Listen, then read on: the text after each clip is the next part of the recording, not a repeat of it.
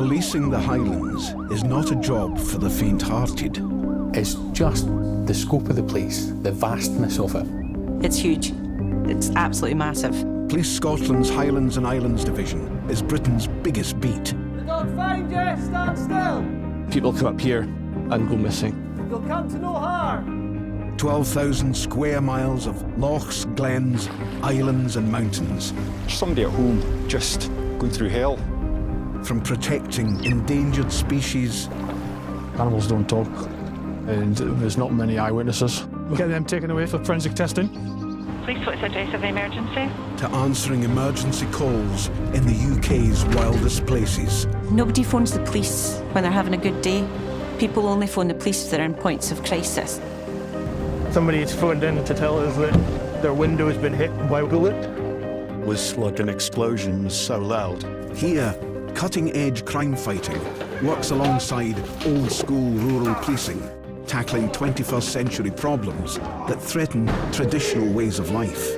The number of drugs deaths that we have dealt with over the last few years has just been astronomical. They're machetes. If you see one of them coming at you, you're thinking the worst. We do police with the consent of our communities. Absolutely shaking. Just give us a call. Just do 999 because we want to find out who this is. But we're also very much part of the community. This is a friend of mine. Don't say that on camera. You're one of the locals, but you still have to maintain the law and order. This series goes inside the UK's most unique police division to find out what it takes to patrol the beat and keep the peace in the most beautiful and challenging places in Britain.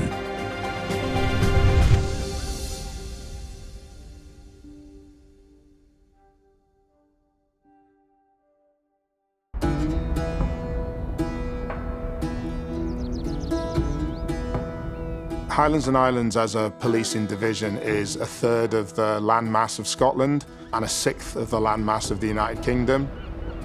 So the geography is vast and plays into everything we do in a policing sense. Police Scotland receive over 100 missing person calls every day. In the Highland Division, this can often mean people lost and in danger out in the wilderness. Missing people is a real area of demand for Highlands and Islands policing. There's a whole command structure that's put around missing people inquiries, and a lot of resources and time and effort goes into finding them.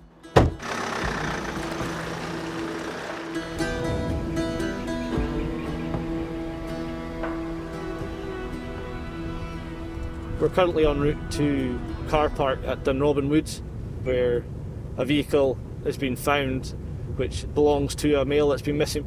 It's been there for about a week now, and it hasn't moved. A search dog handler, Adam Naismith, and his dog, Wolf, have been dispatched to look for a 59-year-old man who has disappeared in the countryside north of Inverness. Unfortunately, the area is vast. There's a quarry nearby, woods, a beach just on the other side of the road. The man hasn't been heard from for over a week. With each passing day, he's more at risk of coming to harm. The clock is ticking. It's a needle in a haystack, to say the least, but in that area, the best tool for the job is the dogs. It's something I've always wanted to do from when I was a young boy. It was wanting to work with dogs in some capacity. In the north, there's only 7 dog handlers. It's very, very difficult to get into. In this one, Dave. Magic. It seems like it just come naturally to me, just complete trust between the two of us. I spend more time with the dog than I do with my wife. You know, Dave. No bad yourself.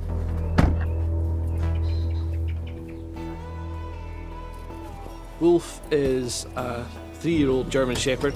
He is a general purpose dog, is what he's known as. Hey, you're all right. I'm the smallest handler. We're the biggest dog we've ever had, so he's about 45 kilos. So he's a big beast. He tracks people that have made off from crime scenes, cars, etc., missing people. He can search areas where, if it's been a wee bit longer, so he's not able to track, he will then use the air scent to search wooded areas, in the hills, wherever.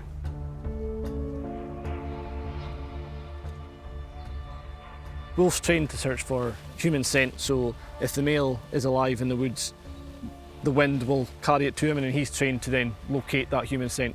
There's not much of a breeze, but it's coming this way, so we'll give the dog a chance. We'll work across the wind, so anything that's in this side of the woods would blow into him. When he does find them, he'll do what he's trained to do, which is stay with them, bark, until you join him, and he's never let me down. It's my dog! Mine will send the dog! It's my dog! Mine will send the dog! The dog's searching! If the dog finds you, stand still! You'll come to no harm!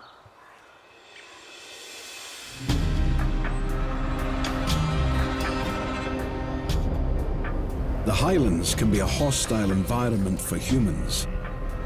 But for a wide variety of wildlife, this is home. Many native species, including birds, wild cats and bats, are protected by law. They even have their own cop, Dan Sutherland. I had always been interested in wildlife crime. That was really one of the things I wanted to do as a police officer.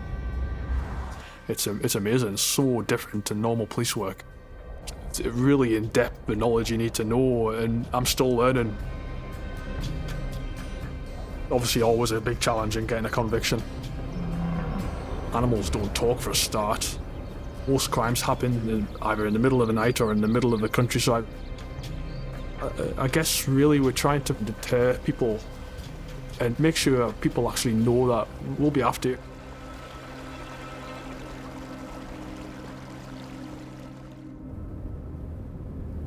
Today, Dan's investigating a possible crime against a much-loved protected species, otters. We're just heading down to Newtonmore. I had information reported to me that we've got an otter halt. It's essentially a home for an otter. Attempts have been made to block the entrances, intentionally or recklessly damaging or preventing access to the halt will be a crime, a potentially serious one, up to 5 years imprisonment or unlimited fine. I guess it's very similar to any other crime scene. Gather the evidence, take photos, look at possible opportunities for forensic recovery.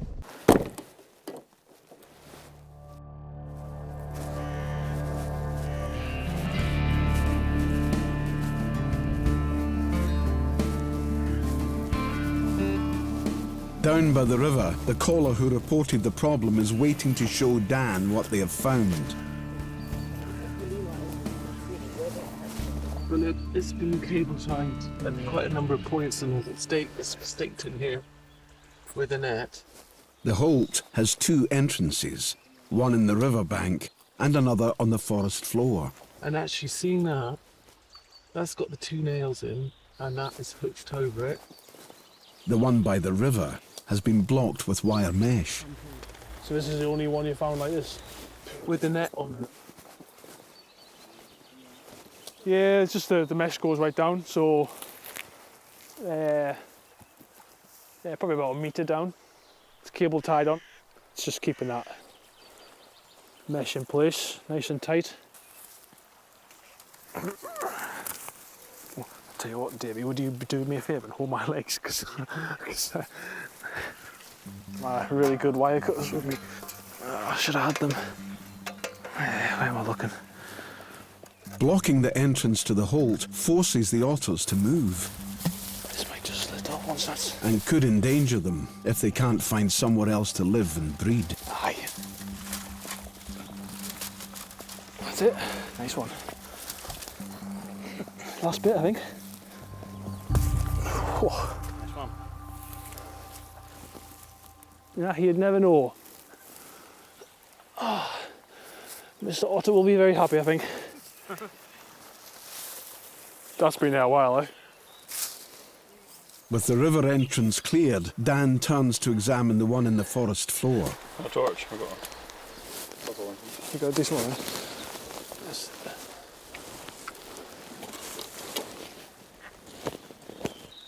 Do you think that's still being used? Yeah. There we go. That's it there. So there's what, 1, 2, 3, 4, there's another one at 5, Stakes in the ground around this entrance also point to foul play. Alright, so there's 5 stakes set up in a nice circle. If they use the same mesh that's been found by the river, that would provide a strong structure to stop any entrance into the halt and essentially just block them from using it. This is now a crime scene. It will be photographed and the evidence bagged and tagged. Ah, there was 6. Yep, I thought there was another one. But in the absence of a suspect, is there any evidence here that could help? Forensically wise, what can I get off them? Nothing. Now they've been in there a while. Aye. Exposed to the elements, the stakes are unlikely to yield fingerprints or DNA. But even so, today is a win for the otters. We know an otter's recently used the halt in some degree. We've got debris of fish and bird and whatnot. So that says to us that certainly at some point the halt is being used to some degree, and an in-use halt is protected. So why would anyone target otters like this and risk prison? Is someone trying to stop them eating other wildlife in the area? There's a pheasant feather in the bottom of the halt as well. Is there some conflict with land management in terms of a new otter has moved in? Now it's causing trouble and someone's taken the steps to try and deal with it. So it's all just little indicators and pointers of maybe directions we could maybe go to look and think about progressing the inquiry.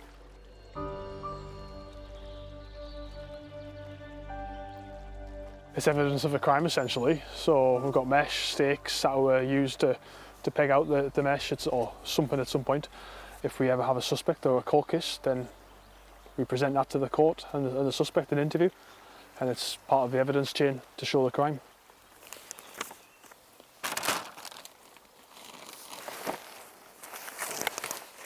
With the otter's halt restored, Dan has one more line of inquiry to follow up. With a possible witness, a local gamekeeper. They're pretty much on the doorstep. I think that's his house there. But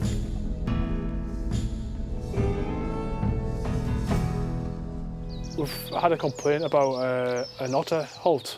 Oh. That's been blocked down in the Spey. It's just on the other side of the bridge. Just I know down where it'll be. I know exactly where it'll be. Another halt line. I know where it'll be. Yeah. Is somebody blocked up? Someone's blocked it up, yeah. Strange. What, is it like a spade and blocked up, or is it just... No. Just its entrances have been blocked. So. What, but how has it been blocked up? Has it been turf put into it, or? Potentially with nets. That sort of stuff. Is it? Yeah. It makes no sense for anyone to do that. I don't get that. Yeah. Genuinely don't get that. It doesn't make any sense at all. So I'm not much help, I'm afraid. But for fish or... No. There's otters. There's plenty of otters. There's plenty of otters on the river. Why would anyone bother doing that? Yeah. It makes no sense. Right, thanks very much. Right, cheerio. Unless he can find a witness, Dan will struggle to build a case. But for now, at least, the otters have their home back. We have limited, if any, eyewitnesses, so we're really relying on the conversations with the local land managers, the local individuals, farmers, keepers, fishermen. There may be just some otters to some people, but to the vast majority of the general public, they are much loved, iconic species across the UK. It's a crime to kill them and hurt them.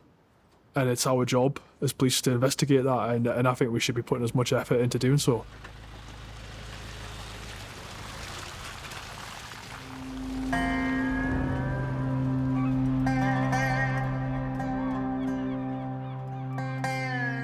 Police flag dog. Dog searching. The dog find you, stand still. You'll come to no harm. Find him. Deep in the woods, PC Adam Naismith and search dog Wolf are looking for a missing man. He just stopped in this area here and looked back at me, which is a sort of tail, maybe a sign that there's something not quite right. So I'm just having a look myself. On in. Please, my dog. It's learning to trust the dog.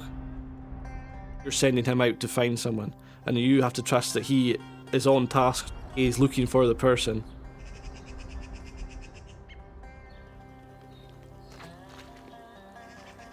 There's a few points where he's got his head's come up, and which would suggest he's got something, but he's a dog. It could be deer, it could be rabbits, it could be anything. At this stage, not much is known about the man's background. Has he simply got lost? Or is there something else going on? If you are wanting to hide, it's not a bad place to come, really. Good lad. He's been here before. It's staying in Airbnbs in the last couple of years up in this area. Equally, it's not far from the A9 if he's been picked up. To hide his car and get picked up in another car, it's all possible. You want to find that person. I want to help people. That's why I joined the police, and that's why we train as hard as we do with the dogs, so we are efficient, and we will find them. I am confident if he's in the areas where I've searched, we'll find him. Up, up.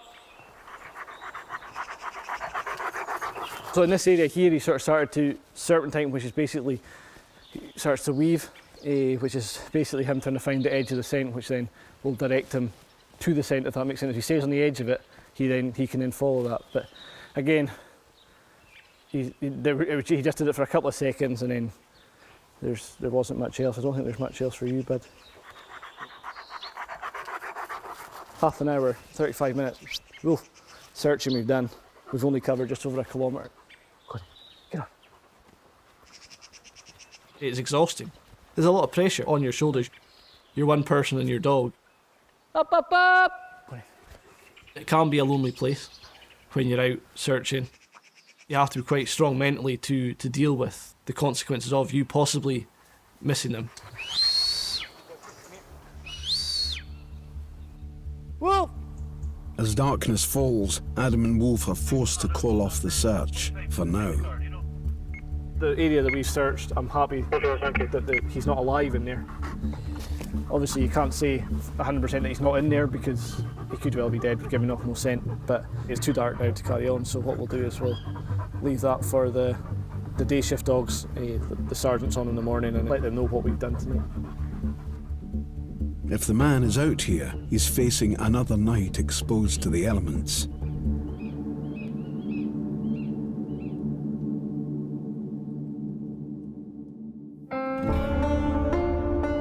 Much of the Highland Division is wild countryside, but at its heart is the region's capital, Inverness.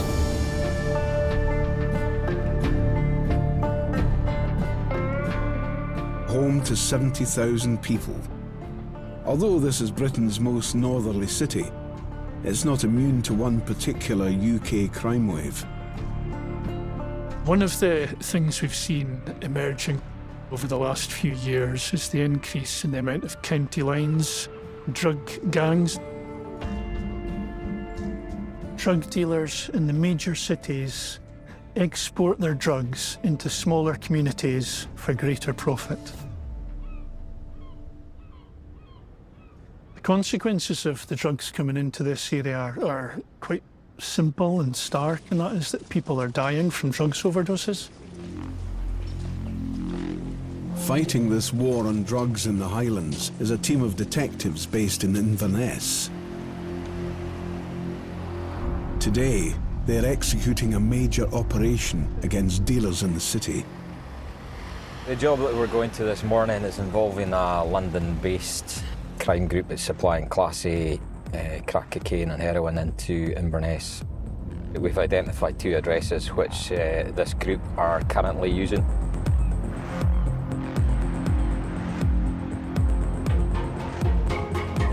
English-based groups are increasing their area of work well into Scotland now, and now their reach is as far as the Highlands.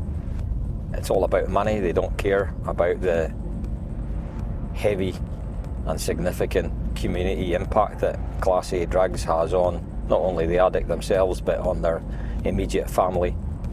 They don't care about the age of the addicts that they supply to. These can be young children from 13, 14 years old. It's just a customer.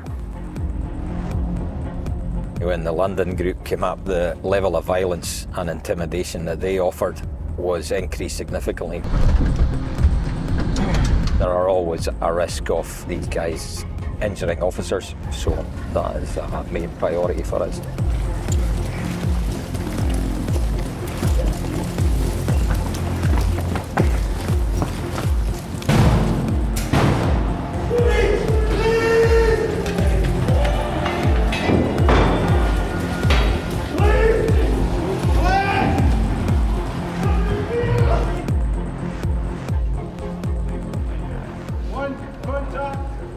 One contact secure!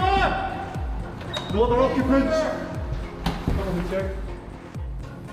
We aim to make this a hostile environment for drug dealers to operate.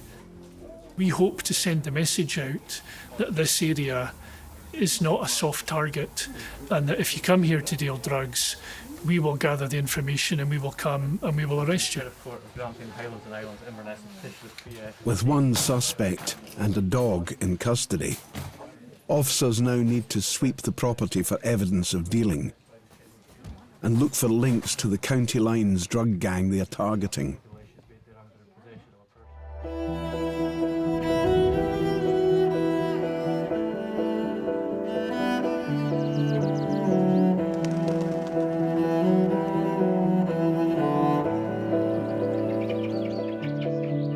Far to the north, the search for the missing man is entering a second day and stepping up a gear. Adam and Wolf have been stood down, and a team of search officers plus the Coast Guard have been called in. This is now a major operation. In charge of all the moving parts is Operations Superintendent Maggie Pettigrew. There is no playbook. Every missing person is unique, so it can be really challenging, especially with the land mass that we have. When you've got a missing person in the Highlands and Islands, it can be somebody who's missing in the urban setting, but very quickly it's rural, and that can be really dangerous for people. Recently, in a 7-day period, we had 8 fatalities on the mountains in the Highlands and Islands. Each one of those was a missing person at some stage or other, so it's quite significant.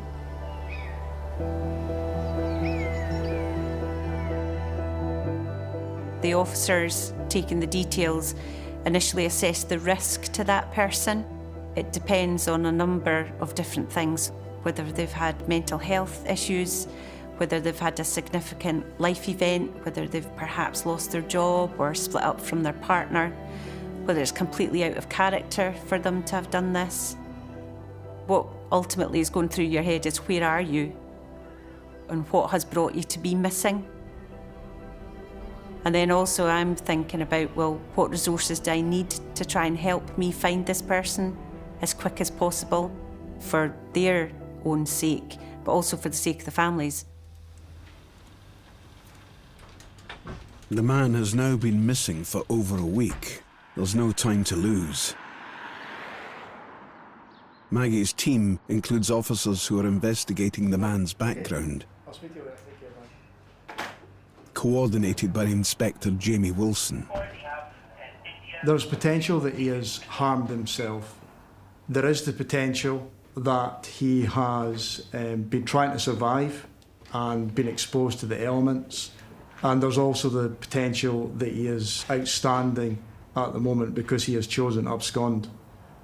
He's missing of his own volition, and we're not ruling that out at the moment. When someone's reported missing, we'll always take a statement from the family, but also we'll speak to their work colleagues, we'll speak to the doctor. Quite often people are dealing with things in their own personal life that they don't share with their family, and we need to take that into consideration and kind of make a balanced decision on how high the risk to that person is. So we will always have a bit of a deeper dig into their personal life. One fact has come to light that could hold the key to the man's behaviour. There's a warrant out for his arrest in England. All right then, good morning folks.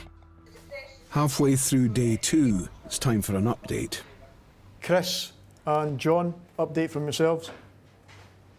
We've just spoken to his ex-partner on the phone. He thought he was a bit depressed due to this upcoming court case that he had. However, the police have since told her that he was blackmailing, and that's what the court case was about. But the last time she saw him was the 15th of August. He just said he was going to work as normal and hasn't heard from him or had any contact with him since. She's been in touch with his work and they've had no contact with him either. He doesn't really have any friends or associates out here in the north of Scotland. We've holidayed in Scotland a number of times. He doesn't appear to have taken any outdoor equipment or camping equipment with him. She has tried texting and contacting him via WhatsApp. The last Friday, there was a WhatsApp message that had 2 ticks, which would suggest that it's been delivered, but it wasn't blue, which would suggest that it's not being read. The fact that the man is wanted doesn't change the assessment that he is vulnerable, regardless of what he may or may not have done. Every person is unique, so the circumstances that they go missing in is unique. Whilst I trust my instincts and ultimately it's my decision on whether or not they're high risk or not, I always ask the team round about me, and that is to get their expert advice and guidance. There's been one more crucial development.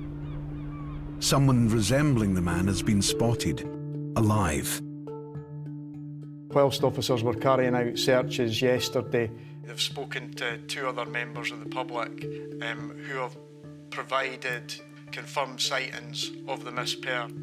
He has been walking down the hill, so he's obviously been walking around one of the 3 walks that we have in that area, and then perhaps he has attended at his vehicle, and then 20 minutes later he's walking in the opposite direction, walking back up the hill.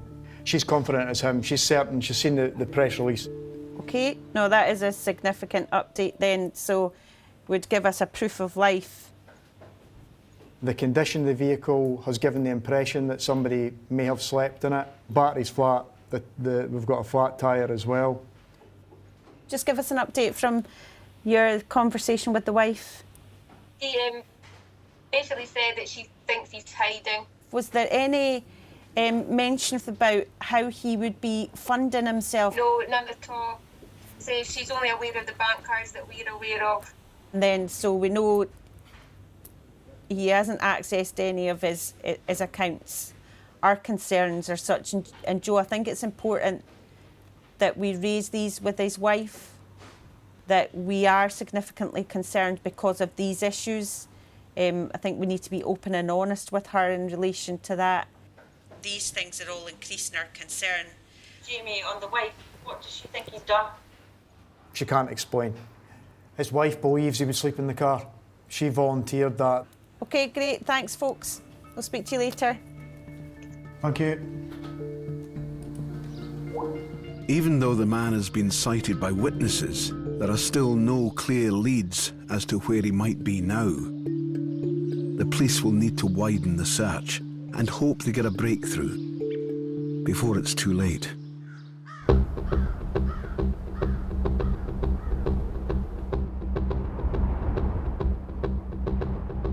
In the countryside north of Inverness, Wildlife Officer Dan is back on patrol, on his way to investigate another potential crime scene.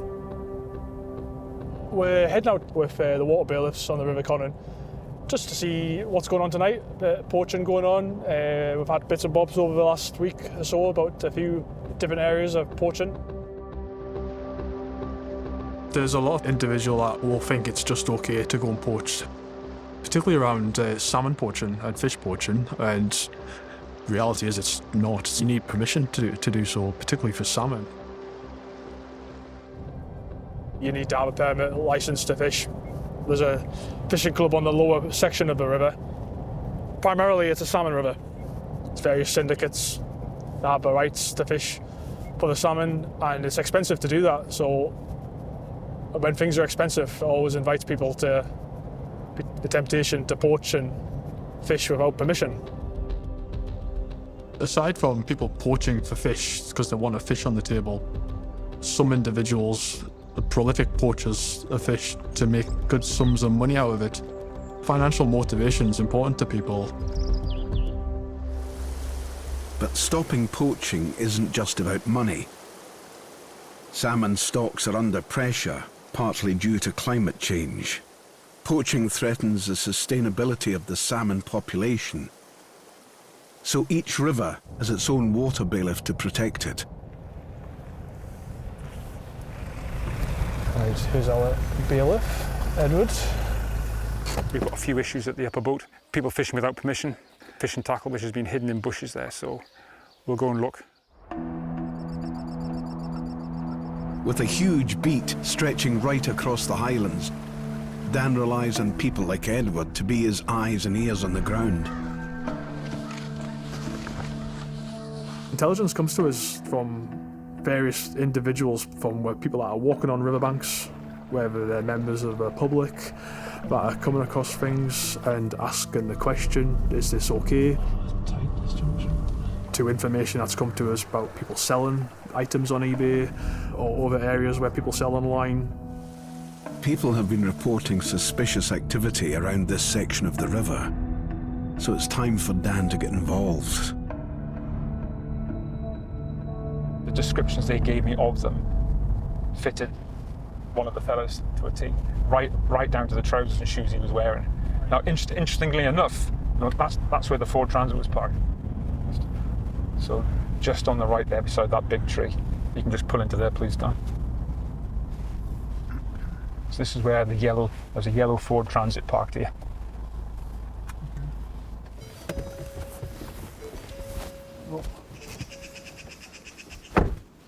With no CCTV and few witnesses out here, Dan needs a conclusive piece of evidence.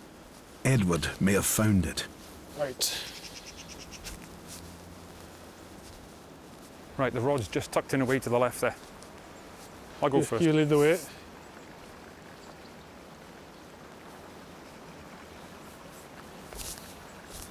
This is a cracking pool though, the upper boat. Fish holed up in here. I mean, you can stand here right now. Who's going to see you? Nobody. Yeah. You're tucked away. The road's literally 30 seconds away. Absolutely, dead easy.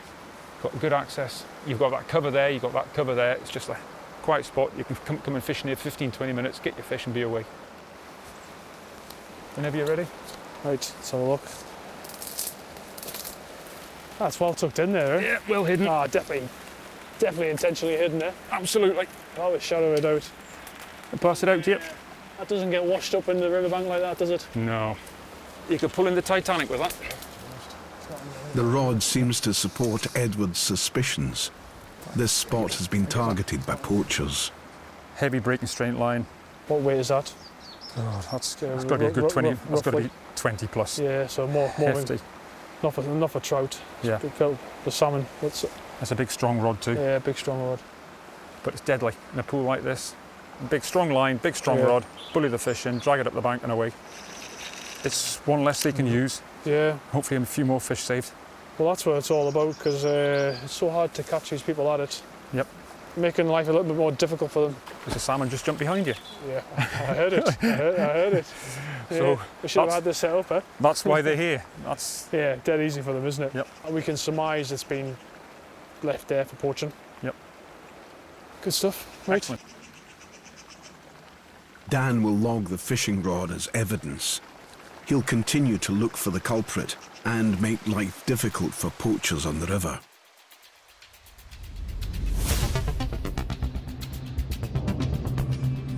In Inverness, the drug enforcement team are preparing to raid a second address.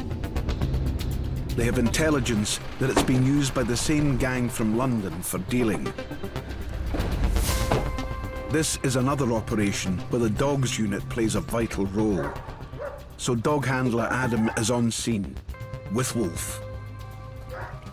The drug scene in Inverness is expanding. There's a lot more serious drugs in Inverness now.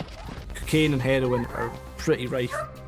There's units working 24/7 to try and fight that. And that's why the dogs are definitely the best tool for that.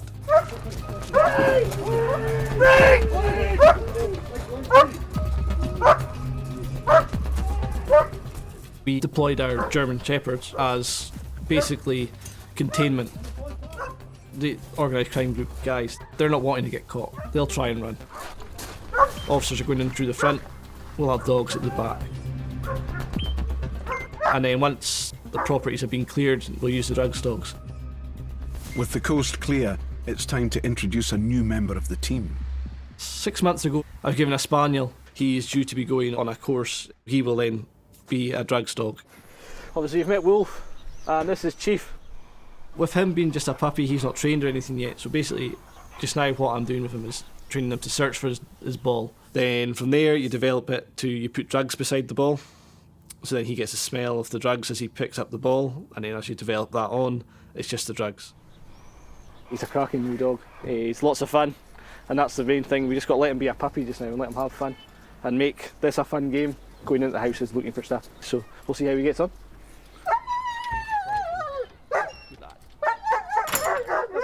Good boy.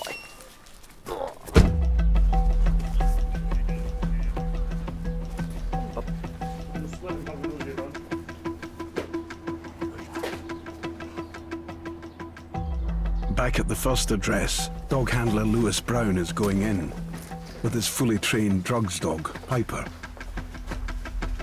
She's 3 years old and she's a drugs and firearms detection dog.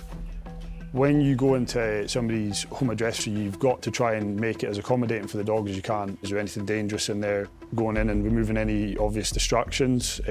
Food, my dog will hoover down anything that's lying about on the floor.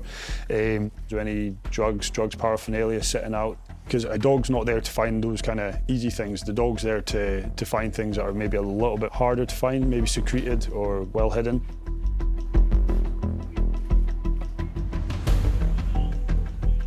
Like to try and open the windows just to ventilate the room a bit. If you imagine, say somebody's been smoking cannabis in this room, for instance, everything's going to smell of cannabis. And the dog's sense of smell is so acute that it'll pick that up on the furniture, on people's clothing, within the wallpaper and things. So always kind of just think of it like if you asking you to try and find a pie in a bakery shop using your nose, a specific pie is really difficult. While Piper is in the hunt for drugs, Chief's training session in the other house is complete. How'd he get on? Yeah, really well, not bothered at all, not fazed by them searching. Wasn't too worried about the food in the kitchen and stuff like that. He was quite happy. Up the stairs, on top of the beds, quite really happy, went well. Up, hey, good boy. Good lad. Good boy, Steve. Good lad. Thanks in part to the hard work of the search dogs, the drug raids are producing results.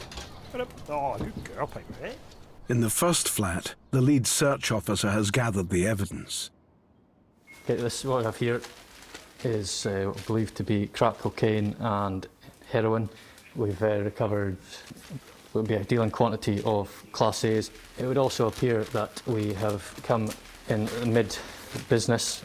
We've recovered a good quantity of cash and still a wee smaller amount of drugs, so this would suggest that the individual was active prior to our arrival. This is a good result, yeah, in the grand scheme of things when it comes to county lines, because we're always working with a fast active. They're always moving, they're moving between addresses. They're usually working between 2 or 3 addresses. So we've got to work on intelligence, make our own assessment and try and get it while it's while the address is hot, so to speak.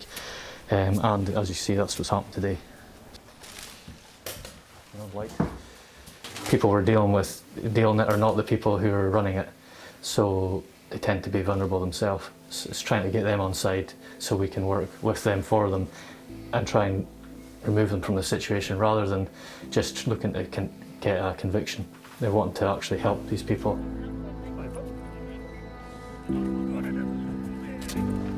I'm from Inverness myself. I still live here, my family are here.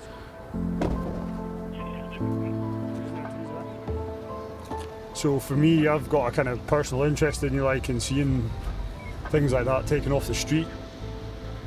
It's a great result, especially for the people in the local community here. They sort of see it going on day in, day out, and for them it's nice, I suppose, for them to see that the police are taking it seriously and actually doing something, and for us it's a great result. I became a police officer because I wanted to kind of make a difference and kind of help folk, and I do enjoy what I do, and also from the kind of dog perspective, we put a lot of time and effort into training the dogs, so when we get an opportunity to actually work them and see them come good in a operational environment like that, it just makes all the training and the hard work pay off. In addition to drugs and money, the teams have seized items that show all too clearly how dangerous this gang could be. So obviously they're machetes. If you've seen one of them coming at you, you're thinking the worst. So like I say, there was someone in the living room with these weapons. So like I say, we don't know what we're going into. If she was going to be, she could have come out swinging. Although we do wear protective equipment, if this gets you in the right place, nothing's going to stop it.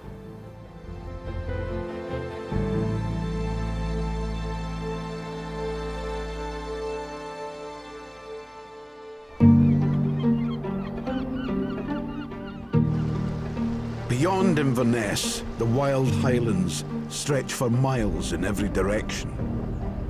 It's sparsely populated, but still needs policing. Yeah, no bother, I'll do that. Today, Sergeant Brad O'Neill has been called out to a remote spot to investigate a serious incident. A call's come in from a lady, and she's concerned for her husband who's been fishing. She's reported him overdue, and some other people have gone to look for him, and now they've unfortunately found his remains, now deceased. The Highlands, obviously, were very much a tourist kind of hospitality area, and with all these wonderful places we've got, whether it be lochs and mountains, there's also a degree of danger. There could be a number of factors causing someone's death, and I think it's of great importance for loved ones that are left behind to know the reasons why their loved one has passed away. Oh, perfect. Do you know where you're going? No. Take your first right just before you go over a bridge. Yeah. And then follow that single track road for about 4 or 5 miles. Right. The location is off the beaten track. So Brad calls on the help of a local officer, Becky, who knows the area. Is this an estate we're on here? Or? Yeah. What an incredible beat this is to police. Kind of beauty. Yeah, it's pretty stunning. Finally, at a place where the road runs close to the river. Oh, there we go. There we go. Brad and Becky reach the scene. Right, okay. Already here is scene of crime officer Ian Anderson. It's his job to gather evidence, so the cause of death can be legally established.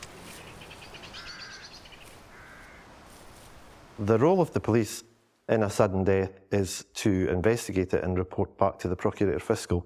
Procurator Fiscal is the person who actually investigates all deaths in Scotland. So he was face down in the water? Yeah, he was face down. Local gamekeeper Dennis knows this river well. Is that the first time you had seen him up here? He also knew the man who died. He's been coming here for years, has he? Yes, yes. Because you know him well, do you? Yeah, yeah.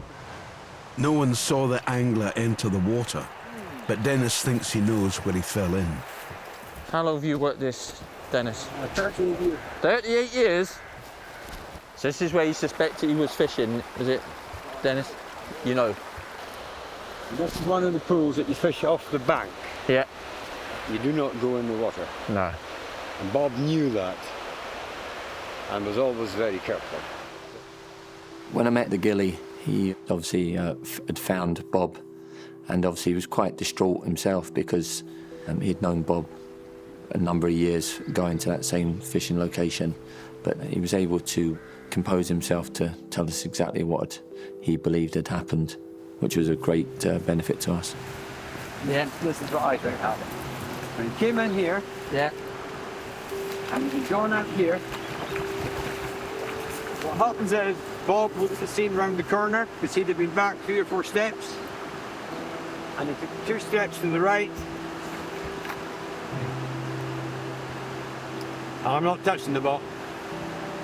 I think he just went two steps to the right, went in, panicked, maybe rolled over, low over the cotton. And once you're down there, if you have a look round the corner, you're gone. Right. That's what I think.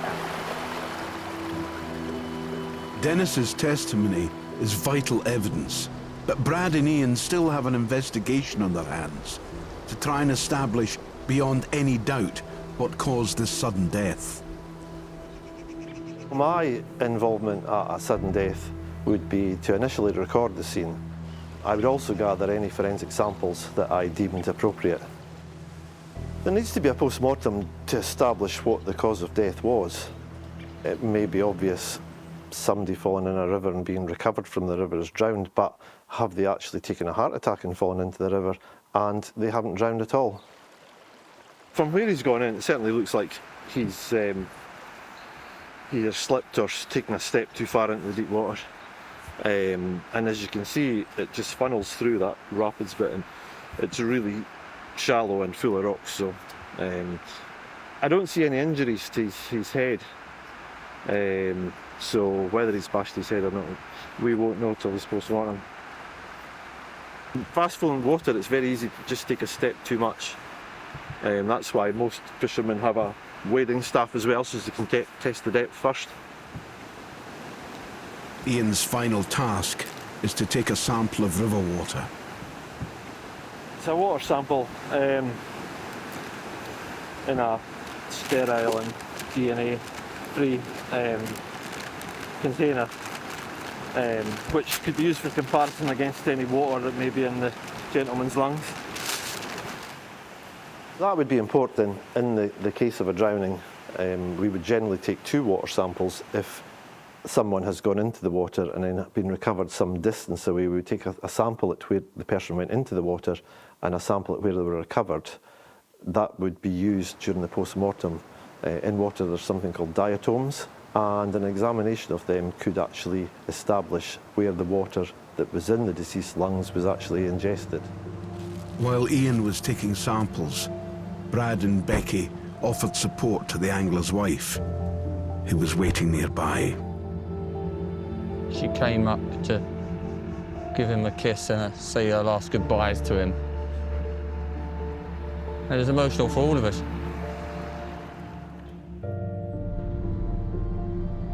He hasn't suffered, there's no apparent trauma to him.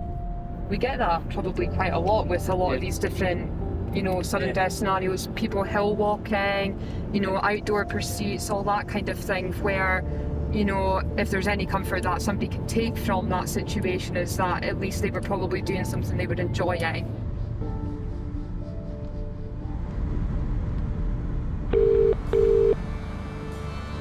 Please, what's the address of the emergency? My wife has flipped over and turned over her ankle, possibly broken.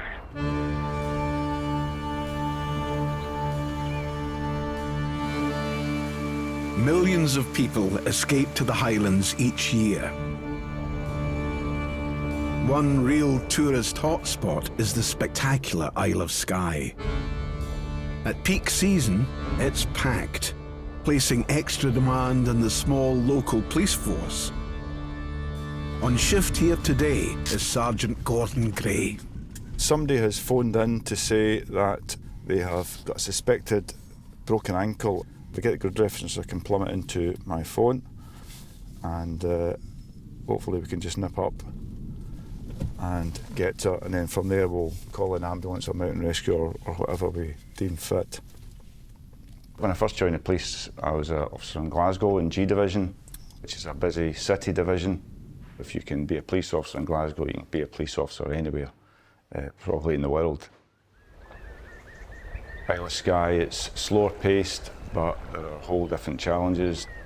A huge amount of policing Whether it's in the city or up in the Highlands, you're not dealing with criminality or dealing with criminals, it's just dealing with people. It's just trying to solve problems for them or assist them in their time of need, especially a community police officer as we are here. That's what you're doing on a day-to-day basis. With tourists, we're happy to see them. They bring a lot of money to the island. It's difficult because our resources are pushed, but we always try and help them out. Skye's peaks are among the most challenging in Europe. Mountain rescue are regularly called out to help injured climbers. Whereabouts are you? Right, okay. Today, that probably won't be necessary. About a minute. Okay, see you there, bye. The photographs on social media make it look like it's easy to reach these places, but it's probably not as easy as they think. I'm a mountaineer, that's why I'm here, so you can understand that. But they don't appreciate how difficult the countryside and the geography of the countryside is. They're always falling over and going over their ankles, stubbing their toes, twisting knees. The ambulance service and the mountain rescue team are always very busy, and we get involved to coordinate the efforts to get them out from the hole that they're in.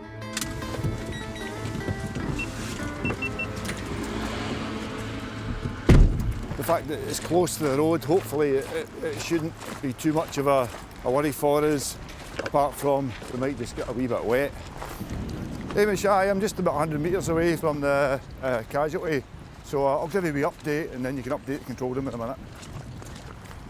I can see her now. Hiya, how are you? Hey, What's your name? Erica. Okay, Erica, what's happened? I slipped and then I just had a massive pop in my ankle. And how does it feel just now? It's about a 9 out of 10. 9 out of 10, okay, you're doing pretty well. Hi, Hamish, hi. So I'm with the casualty now. She's certainly got a lower leg injury and can't walk. We just need hands on probably just to lift her off. We're only about 100 metres, 150 metres from the statue, so I don't think we need mountain rescue at present, but certainly an ambulance. Okay, mate. So I'm just going to have a wee look at your ankle, all right? I'm not going to move it, I'm just going to look at it, Yeah, okay? I mean, I'll shout, but you do what you need to do.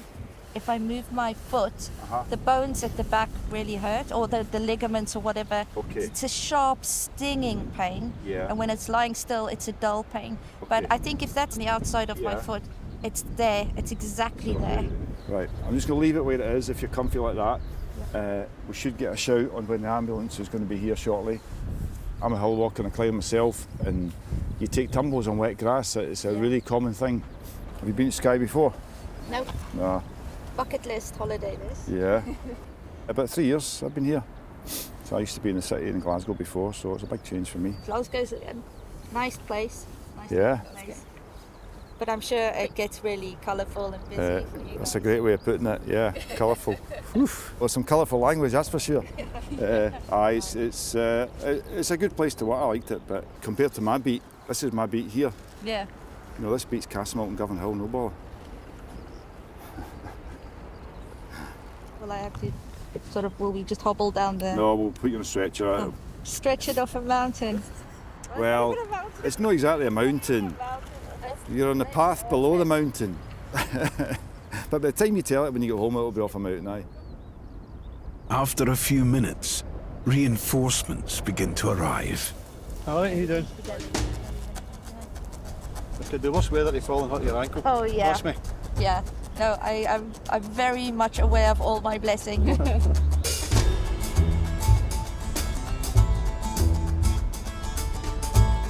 a path there? No, cross country, I'm afraid.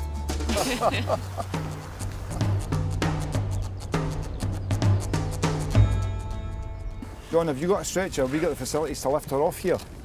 It's a case of all hands to the pump. Keep taking it, Erica. Okay, Erica. Well done, mate. Take a good few scoops of it. Right down into the bottom of your lungs, right? That's it, yeah.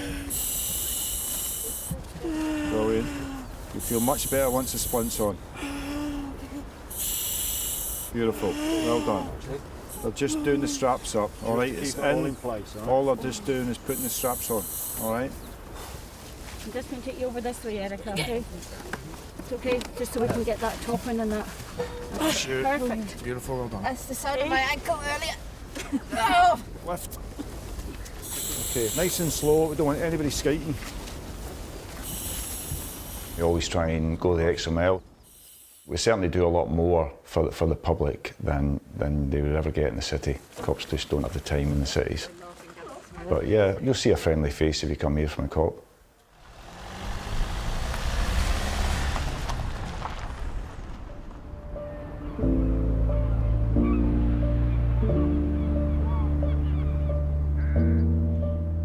Three days into the search for the missing man, there's been a development. He's turned up. Not in the woods, but in hospital in Inverness. He was picked up by an ambulance crew who didn't know he was missing, or that there's a warrant out for his arrest. Okay, but let's just answer a few questions and then we'll... Now out of hospital, he's taken into custody to be handed over to the English police for questioning. You can have a quick seat there, so just get a seat down there, sir, okay? You're under no obligation to say anything other than tell me your name, your date of birth, your address, your place of birth, and your nationality. You have a right to a private consultation with a solicitor at any time. Do you understand what I read out to you? Yes.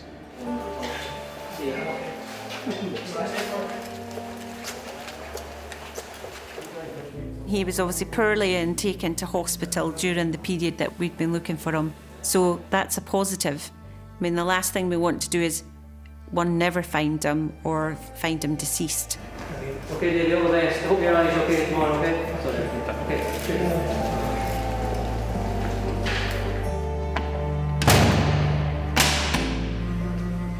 When we find someone and they're alive and well, I mean, it's a great feeling.